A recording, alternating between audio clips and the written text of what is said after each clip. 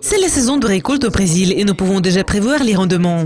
Maintenant, le marché du café devrait se tourner vers les marchés d'échange pour comprendre où les prix pourraient se diriger. Carly Garner dit Carly Trading.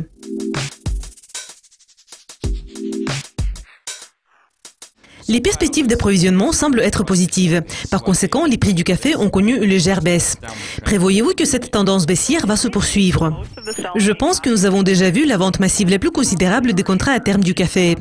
Mais compte tenu des tendances saisonnières, les prix vont rester au même niveau ou vont probablement continuer à reculer d'ici la fin d'été.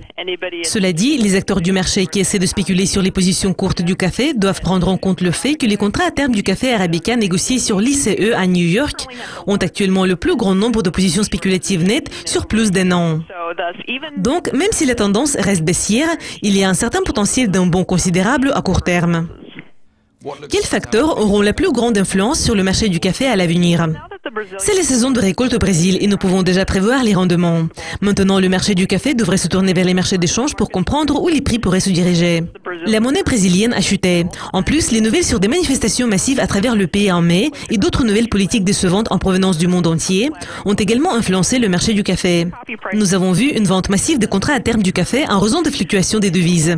En général, je pense que la monnaie brésilienne s'établit toujours à un niveau assez élevé et laisse un certain potentiel de retrait pour la monnaie. Et cela devrait maintenir un certain plafond pour les prix du café.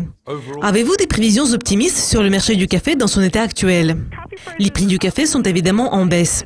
Mais je pense qu'à un certain moment, dans la deuxième moitié de l'été, les contrats à terme du café vont trouver des moyens pour offrir des possibilités intéressantes aux acteurs du marché qui misent sur la hausse des prix.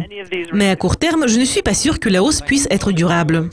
Carly, merci de vos commentaires. Je m'appelle Jake Everett. Ne manquez pas notre prochain coin des matières premières. Au revoir.